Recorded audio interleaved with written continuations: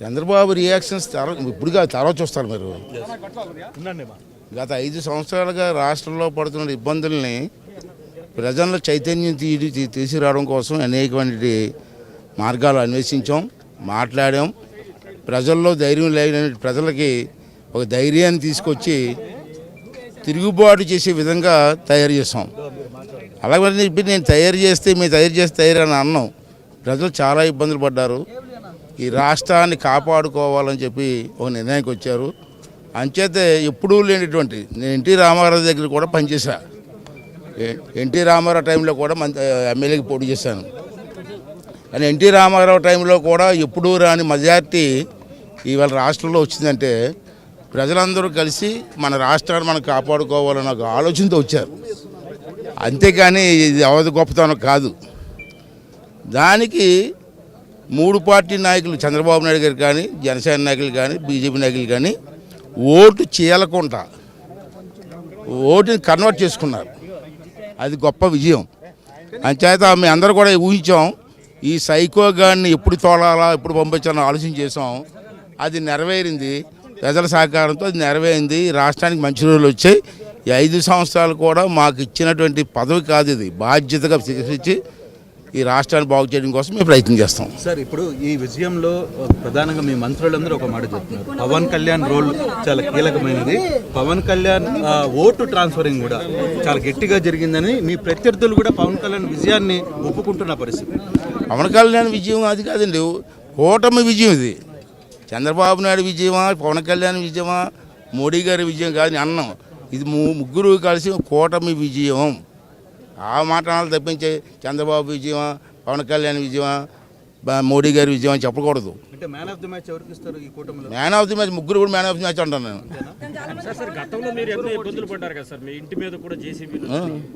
రాష్ట్రం కోసం ఇబ్బంది పడతా ఉండే, అవసరమైతే ప్రాణాలు ఇస్తాం.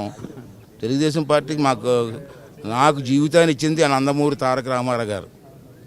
చిన్నప్పుడు 25 సంవత్సరాల వయసులో నన్ను ఎమ్మెల్యేని చేసి గుర్తింపు ఇచ్చింది ఎన్టీ రామారావు గారు. అటువంటి పార్టీ కోసం ఏమైనా చేస్తాం మేము. ఎందుకంటే 10 మంది పనికొచ్చే పార్టీ, మంచి ఆలోచనతో ముందుకెళ్ళే పార్టీ, ఈ రాష్ట్రానికి భవిష్యత్తు ఇవ్వాల్సిన పార్టీ. అందుకే ముగ్గురం కలిసి రిటర్న్ గిఫ్ట్ ఇవ్వబోతున్నారా? రిటర్న్ గిఫ్ట్ ఇచ్చారు ప్రజలు. కాదు, మీకు జరిగిన విషయాల్లో, మీకు జరిగిన వ్యవహారాల్లో నేను మొన్నే చెప్పాను, ఈ రాష్ట్రంలో 5 సంవత్సరాలు నేను 42 సంవత్సరాల రాజకీయాల్లో ఉన్నాను. కొంతమంది అధికారులు చాలా ఓవర్గా ప్రవర్తించారు. దాంట్లో పోలీస్ డిపార్ట్మెంట్ ఒకటే. చంద్రబాబు నాయుడు క్షమించినా మేము మాత్రం క్షమించే ప్రసక్తే లేదు. అటువంటి వాళ్ళని ఏరి మా కార్యకర్తలను ఊసకోత కోసారు, చంపేశారు. వితౌట్ ఎనీ రీజన్ స్టేషన్లో పెట్టి కొట్టారు.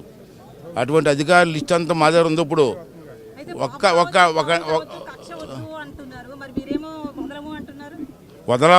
వదిలితే అమ్మ చేతకాంతనం అవుద్ది. కక్ష కాదు, ఇది కక్ష కాదు, చేతకాంతనం అవుద్ది. కళ్ళ ముందు గొంతు కోసేస్తుంటే నమ్మంటావా? చేస్తాం. ఫైనల్ గా సీనియర్లకి ఈసారి అవకాశం రాలేదు. గతంలో ఒకసారి ఇలాగే జరిగింది. ఇప్పుడు ఏంటి, ఏమన్నా వైజాగ్కి ఎందుకు దూరం పెట్టాలి అని అంటే మీ నాయకుల మధ్య ఉన్న విభేదాల వల్లనే ఈరోజు కొంత వైజాగ్ పరిసర ప్రాంతంలో మంత్రి పదవి రాలేదు అని. మాలో విభేదాలు ఉంటే ఇంత మెజార్టీ ఎందుకు వస్తాయండి? వేల మెజార్టీ వచ్చే విభేదాలతో ఉంటుందా? అంతా కలిసికట్టుగా రాష్ట్ర భవిష్యత్తు కొంత పనిచేసాం, గెలిపించుకున్నాం. మీరు అన్నారు సీనియర్ కదా మంత్రి పదవి ఇవ్వలేదని. ఆ రోజు ఎన్టీ రామారావు గారు నాకు మంత్రి పదవి ఏ సంవత్సరం ఇచ్చారు తెలుసు మీకు? 25 సంవత్సరాల వయసులో ఇచ్చారు నాకు.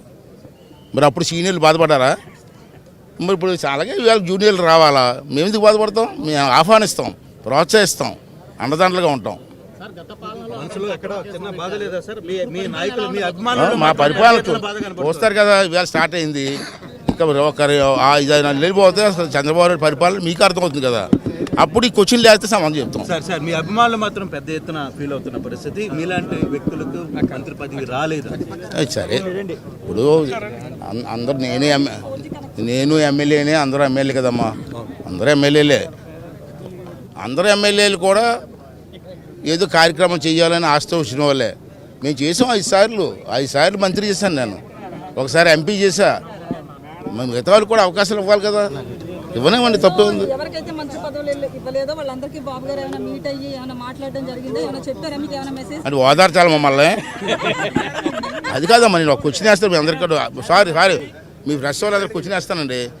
మాకు ఎమ్మెల్యే టికెట్ రావడమే గొప్ప, మళ్ళీ ఓదార్పు ఒకటి మళ్ళీ మాకు తప్పది. కానీ ఇప్పుడు మీరు పోయి శుభాకాంక్షలు చెప్పారు, ప్రత్యేకంగా మీతో కూడా చేయి కరచాలం చేసి మీతో మాట్లాడిన పరిస్థితి ఇప్పుడు పైన జరిగింది. అక్కడ ఏమన్నా మీకు ఏమైనా హామీ లాంటి ఏమైనా ఇచ్చారు? హామీలు ఏం లేదు. నేను మాత్రం చిన్న సూచన చేశా, అదే ల్యాండ్ టైటిలింగ్ యాక్ట్ ఎలాగ రద్దు చేస్తున్నారు, పాత పుస్తకాల మీద సైకోగ్రాఫ్ ఫోటోలు ఉన్నాయి, అవి కూడా తీసేమని చెప్పాను. అంతే చెప్పాను.